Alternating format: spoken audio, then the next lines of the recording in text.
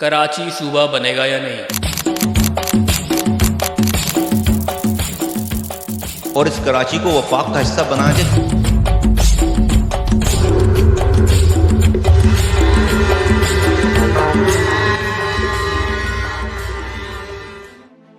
یہ تو ہم نہیں جانتے، پر جو چیز کراچی کو چاہیے وہ ہے ایک خود مختار بلدیاتی نظام۔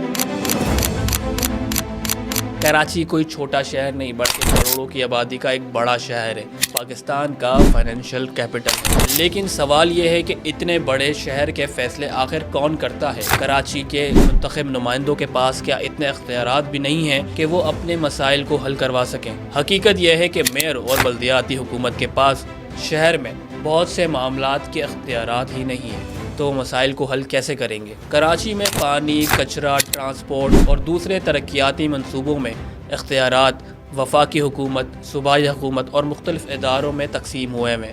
نتیجہ یہ نکلتا ہے کہ کراچی کی بلدیاتی حکومت کے پاس کوئی اختیار ہوتا ہی نہیں ہے کسی بھی کام کو کرنے کا، اور جب کوئی بڑا مسئلہ آ جاتا ہے تو مسائل کی ذمہ داری کسی ایک پر نہیں ہوتی ہے، ہر کوئی ایک دوسرے ادارے پر ڈال رہا ہوتا ہے کہ یہ فلاں مسئلہ ان کی وجہ سے ہوا ہے، تو کوئی جواب دہی نہیں ہوتا اس سارے معاملے میں۔ پھر عوام کو بھی واضح نہیں ہوتا کہ اس مسائل کو کون حل کرے گا، اس لیے کئی بار یہ کہا جاتا ہے کہ کراچی ایک لاوارث شہر ہے۔ شہر کے روزمرہ شہری معاملات کو ایک منتخب حکومت حل کرے اور وہی اس سارے معاملات کو با اختیار طور پر دیکھے۔ میئر کے پاس انتظامی اور مالی اختیارات ہو، سٹی کونسل مؤثر قانون سازی کرے۔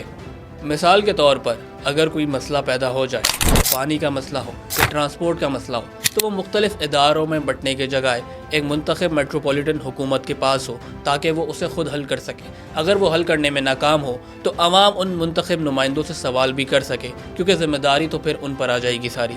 اگر ہم دنیا کے بڑے بڑے شہروں کو دیکھیں جیسے لندن اور نیو یارک، تو وہاں پر بھی ایک مضبوط میٹروپولیٹن بلدیاتی نظام موجود ہے جس کی ساری ذمہ داری میئر پر آتی ہے۔ میئر ہی تمام معاملات کو دیکھتا ہے اور شہر کے معاملات کو دیکھتا ہے۔ کراچی بھی ایک عالمی معیار کا شہر بن سکتا ہے، صرف کچھ منصوبے بنانے سے یہ شہر ترقی نہیں کرے گا۔